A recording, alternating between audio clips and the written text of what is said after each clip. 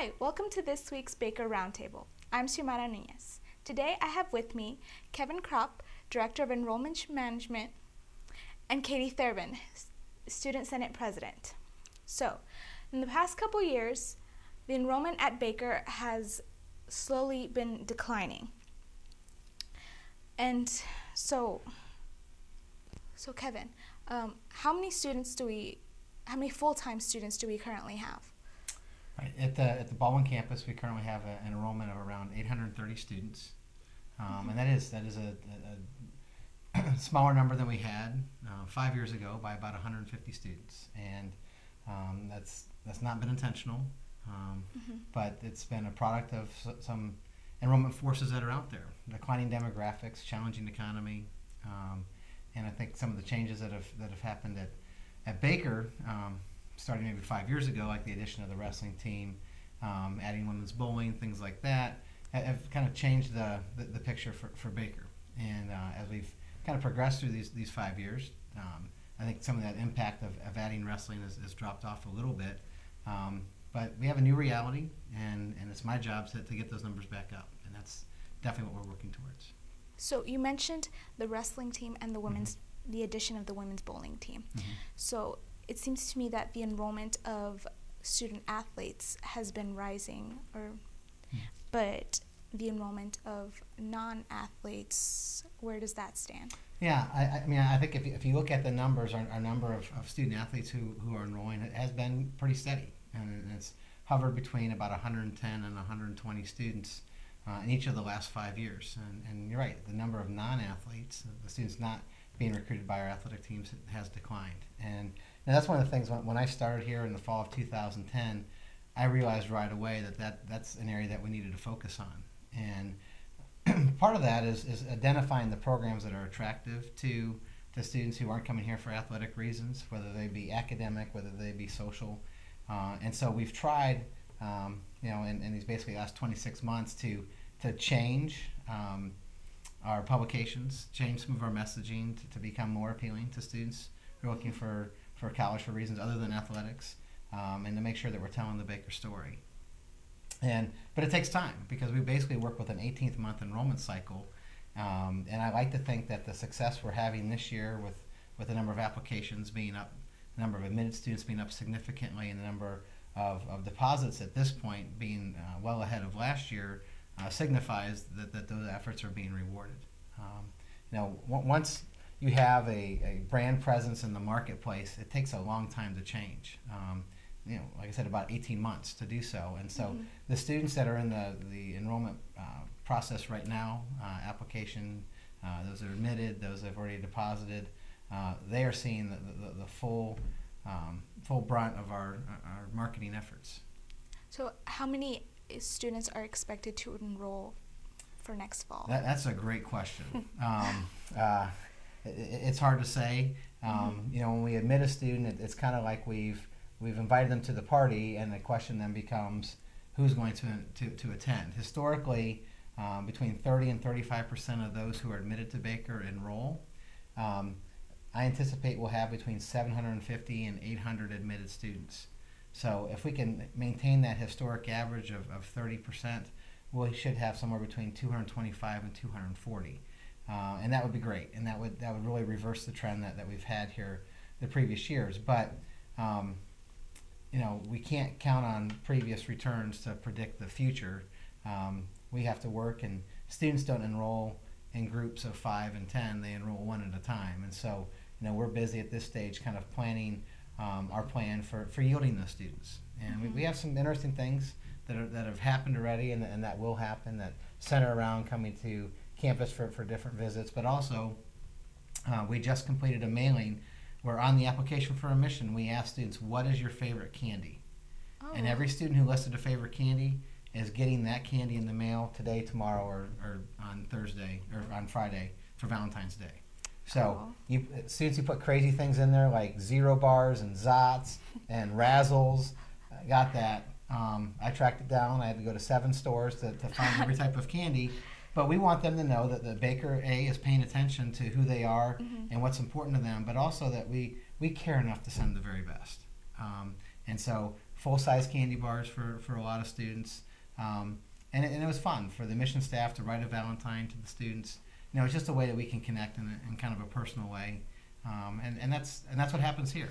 The faculty connect with students in a personal way. They connect with our students. This is a personal place, and we want to try to show that in the recruitment process. So, as many of the students know, this is a very personal campus. So, Katie, how do you see that there are less students, or how Baker is attracting students in a personal way, and like how is that significant to you that enrollment is down? Yeah, I think students see the effects of the lower enrollment in a couple ways. First of all, lower enrollment numbers obviously means less money for the university in general, and then that affects itself in a couple ways. Student organizations get less money. Student Senate itself, our budget has been lowered a little bit, and we give funds out to each organization. But I think one of the big things that we see from a lower enrollment is then less offerings for classes. Students a lot of times have trouble making their schedule work because we don't have enough professors to offer multiple sections of the same class often. And so sometimes students end up having to take summer classes, or maybe not take a class that they really wanted to because it doesn't fit in their schedule. So I think that's one thing that if enrollment does increase, then I know we're looking to hire a couple more professors if possible, so we can hopefully start adding some courses and adding some different possibilities for students to take in their schedule.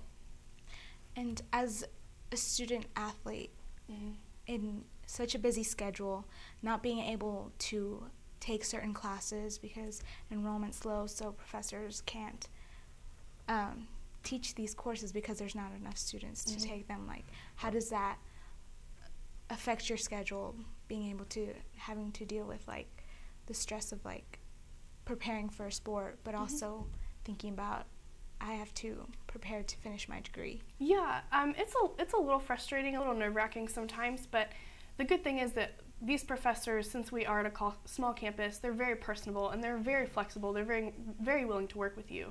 So I know I've had a professor offer to do an independent study with me if that's what I really needed to graduate on time. So I think that's the great thing about Baker, that even though maybe we don't have as large selection of classes as some universities do, we still have those professors that have the personal connection with you and are willing to work with you.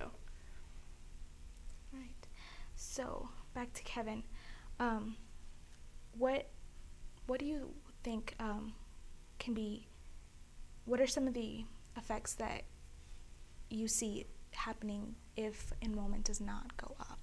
Well, if enrollment doesn't go up, I mean, I think it references some of the things that Katie talked about, when we can't offer as many sections of some classes.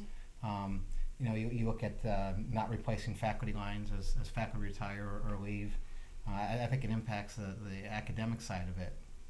And that's why it's so imperative that we, get enrollments up. I mean, we've had 2 years in a row where we've enrolled basically 200 first-year students, and that number needs to be 220 and above consistently to get this school back to its optimal enrollment. And I think, hearing Dr. Pat talk yesterday in her State of the University address about a strategic plan and the types of things that we're going to do for 2013, 2014, that's a pretty exciting time to be at Baker. I mean, we're celebrating the Boyd Center and the renovations to Mulvane, seeing the plans for the new student union. I think this is telling prospective students out there that the Baker's going places, that Baker is building for the future. We may be the first university in Kansas, 155 years and counting, and we're ready for the next 155 years. And so, you can't cut your way into growth. And so I think the school is making very prudent investments in the types of things that will directly impact the student experience. The dining hall, the student union, very much so, the science center, very much so. And, Dr. Pat and the administration are definitely putting the dollars in the places that have the greatest impact.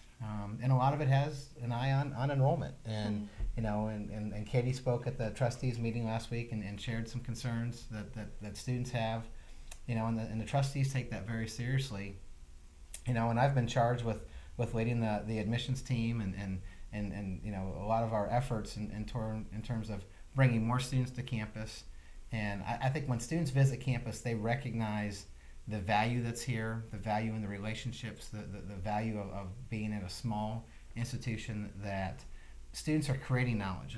They're not just receiving it. It's not just washing over them. And because of that, I think we have that messaging in our brochures, and it's resonating with students, and that's why applications are up. That's why campus visits are up, and hopefully in the end of the day is why overall enrollment will start climbing again.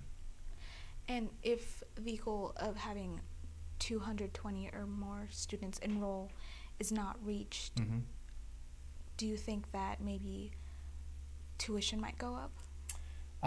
No, and that's there's a dance that happens with tuition and fees and the cost of attendance, in that if you raise your cost too high, the marketplace is not going to say that you're worth what you're charging, and you're going to enroll even fewer students, and that becomes a spiral, if you will, that is hard to get out of. And so, I know the trustees, when they talked about what they wanted to set tuition at for this year, were very, very deliberate about what they were going to choose, and I know that hasn't been released yet, but it's a modest increase. And I think it's the type of thing that with our financial aid and scholarships, we increased academic scholarships for any students this year by $1,000 pretty much across the board, that I think will make Baker an affordable option for students. Because we could increase costs, but if we get even fewer students, then that hurts the bottom line as well. Mm-hmm. And so we need to be right priced. Yeah. We need to be able to communicate our value and why Baker is worth the price that we cost to prospective students and their families. And we've engaged a parent communication plan this year to do that, to really address our value and why we're worth what we cost. And I think we make a pretty good statement on why Baker is worth what it is. I think we also have some other options besides just increasing tuition if enrollment is lower than we would like it to be. Currently, Irwin is 28% full and Gessner is only about 40% full. So I think we do have the option of maybe looking at taking one of those buildings offline and just using the other residence halls. So I think there's some things that we can do to save and some other fiscal changes, but other than just raising tuition. So I don't think students should be too worried about a huge tuition hike, especially since the economy is getting better and things are starting to turn around. And with that, there's also ways to save money. And I think some of the restructuring that we've had this year on campus and some different positions that have been reorganized have been done in a way to save the institution money. And as you look at costs, personnel costs are always going to be one of the highest costs associated with any college or university. We don't want to sacrifice the student experience, so you typically don't see a lot of those costs on the academic side or in food service and those types of things. We need to have high quality food and we need to have high quality instruction. But some things I've done administratively have been able to save the institution some dollars. And I think I look at what I report now to Dr. Susan Lindahl, who's the Chief Operations Officer and the Vice President for Business and Finance, and I think that's important because I think it's demonstrating to the institution how important enrollment is, that it is tied to really the money side of things. And as much as we want students to come here for the right reasons, we know we have to enroll a sizable class, or we put other things at risk, and we take that very seriously in our department and are working very hard to bring in the class that Baker needs this year. What are some of the things that are being done to bring in more students besides the candy? Well, I mean, and we'll have to see how that works and how students respond to that. We measure everything. We do an awful lot of activity, and we're always measuring the effectiveness of it. In the previous 2 years, we mailed students flash drives that had a link to videos on them, and that was very popular and students liked it, but our research showed that it really wasn't causing students to make a different decision, that the ones who really liked it were the ones that had already decided to come to Baker. So instead of spending a few $1,000s on that, we're reordering those dollars and spending it on different things. Our whole publication series has been dramatically changed, number one. Number two, the second thing that we've done is really put an emphasis on getting students to campus in the spring. We had an art show a couple weeks ago. We had the harder competition this past weekend. This coming Monday, celebrating Science Day. We have another scholarship competition on March 2nd. We have the Spring Baker weekend, because we know if students come and visit in the spring, we have a great chance of enrolling them. So we really target our communication and our efforts towards getting students on campus. That does it for the Baker Roundtable. Thank you for being here today. We'll see you next week.